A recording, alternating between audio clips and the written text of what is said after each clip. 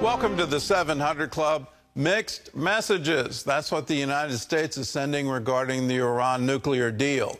President Biden wants to sign the deal, and his administration's new ambassador is in Israel this week pushing the president's plan. Congressional leaders from both parties are pushing back. They seek a different course of action.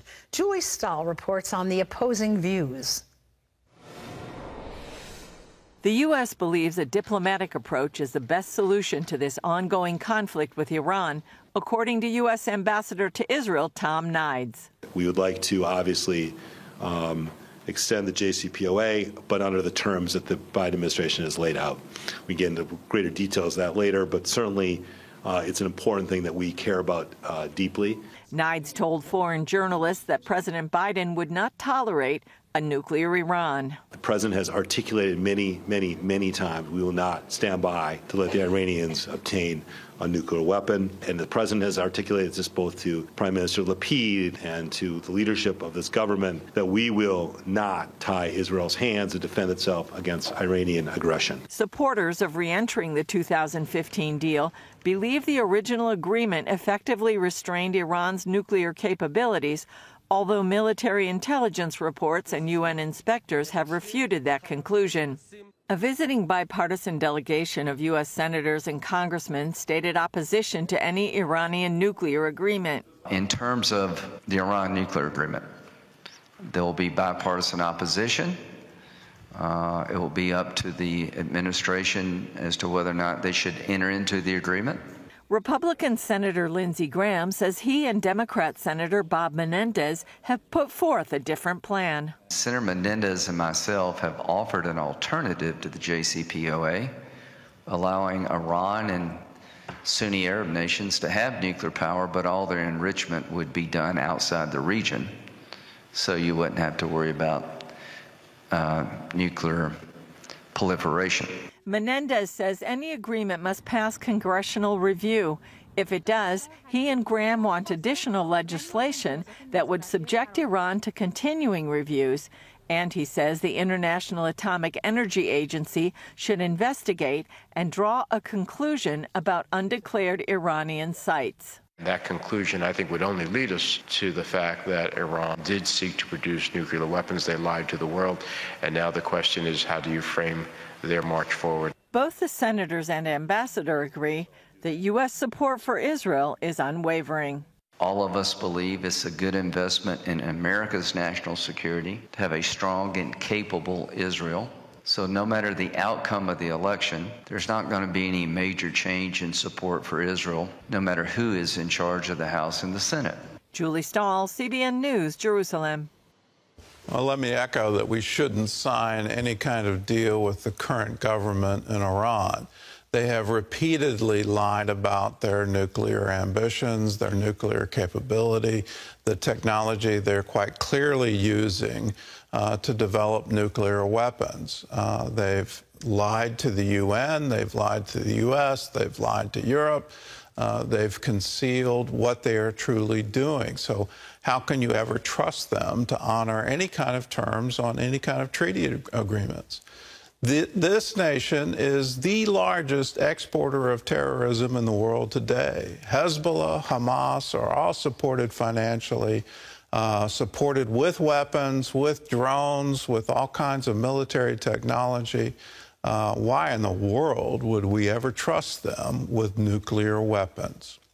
Well, in other news, Democrats are counting on a burst of activity by the Biden administration to boost their chances in the midterms.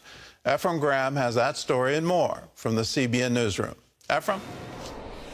Gordon, from the move to forgive student debt to a $740 billion measure addressing climate change, healthcare costs, and massively expanding the IRS. The president is claiming victories, but some question if the fallout from these initiatives will help or hurt come Election Day. CBN White House correspondent Abigail Robertson reports. Now that President Biden finally has a few policy victories to tout, he plans to use them on the campaign trail to make the case why midterm voters should send more Democrats to Washington next year. We must be stronger, more determined, and more committed to saving America than the MAGA Republicans are destroying America. In recent weeks, Biden signed the Inflation Reduction Act, forgave billions in student loan debt, reinforced protections against deportation for DACA recipients, and signed executive orders to expand abortion access. It's our job to get the message out, but if we do, I think it will help. Representative Ro Khanna tells CBN News he believes these moves will boost Democrats in the midterms and that the party should support Biden's bid for a second term. He has led well. He has passed the American Rescue Plan, the largest infrastructure bill since Eisenhower, the Inflation Reduction Act, which is going to bring manufacturing back to the country. So he will have my support. Tyler Lee, a GOP candidate running for Congress in North Carolina's 12th district, believes the opposite. What the Democrats are legislating right now is certainly helping us for November 8th. He claims voters aren't on board with policies like forgiving student loan debt. I have not heard one voter yet, even on the Democrat side or unaffiliated, say that they're for this. I think everyone is aware that it's just so bogus what they're doing and trying to buy themselves votes, but it's just not flying in District 12. Lee says personally, he plans to pay off his student loans and doesn't support the debt forgiveness. Some people decide to go to college, some people don't. And it's just not fair to make someone else pay for something that I chose to do. Inside Elections' Nathan Gonzalez tells CBN News what matters is how voters feel about Biden's policies 2 months from now. Ultimately, I think it matters whether these policies help people in their daily life. It's not just enough to pass something. By the time we get to November, I think people will take a look and say, did this help me? Does this help me in my daily life? And until we get there, we're not going to know the answer. Abigail Robertson, CBN News. On the other side, House Minority Leader Kevin McCarthy is set to unveil the Republican agenda for this fall's midterm elections. Axios reports the plan called The Commitment to America is designed to tell voters why they should vote for Republicans instead of just voting against Democrats. The four-part plan includes focusing on inflation, high gas prices, supply chain issues, and competition with China. Also dealing with crime, immigration, and the concerns over the drug fentanyl, as well as taking on big tech and advancing free speech and health care. It also pledges strong oversight of government, including safe and fair elections. U.S. Secretary of State Antony Blinken is in Ukraine today. This comes as the Biden administration sends the country a $675 million package of heavy weaponry, plus an additional $2 billion to Ukraine and other European nations. Ukraine's military is putting those weapons to use, launching more offensives against Russian positions. George Thomas is on this story. Ukrainian forces, for the first time, launched a counteroffensive in the northeast, breaking through Russian front lines near the country's second-largest city of Kharkiv. We have good news from the Kharkiv region. Probably you have seen all the reports about the activity of Ukrainian defenders.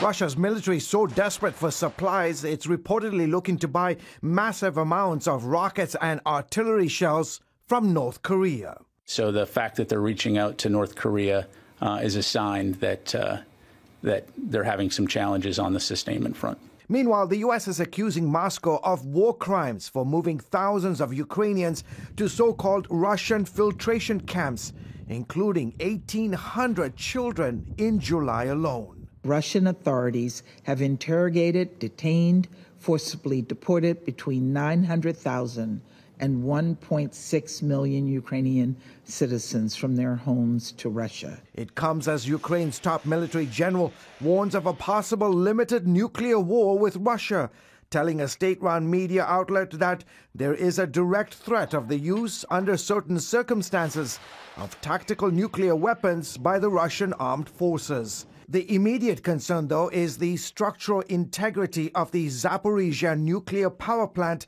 that's under Russian control. IAEA officials returning from a recent inspection raised concerns after continued shelling around the plant. They're calling for the establishment of a security zone around the facility. Let's tell it like it is.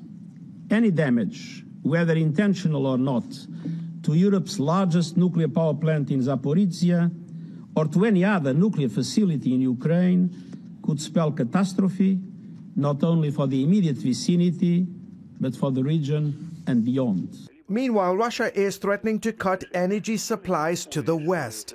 In a combative speech Wednesday, Vladimir Putin says any attempts to control prices on Russian exports would mean turning off the energy spigot. In that case, we will just halt supplies if it contradicts our economic interests. We won't supply any gas, oil, diesel, or coal. We won't supply anything. George Thomas, CBN News.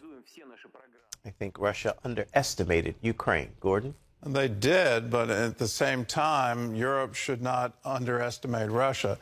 Europe does not have energy independence, and if Russia were to follow through on that threat, particularly as winter approaches, you would have great catastrophe in Germany and throughout Europe, because they're absolutely dependent on the natural gas flowing from Russia. If Russia were to shut that completely down, there are not facilities to take liquefied natural gas from the U.S. or from the Middle East and get it to Germany in time.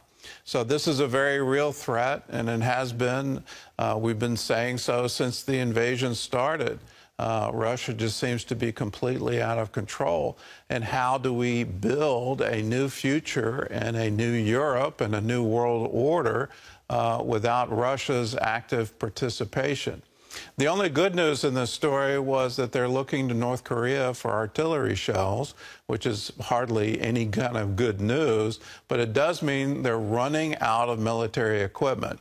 And hopefully that will happen a whole lot sooner than later, and the whole war could stop. That's the goal here. How do we stop this war? How do we bring peace to Ukraine, peace to Russia?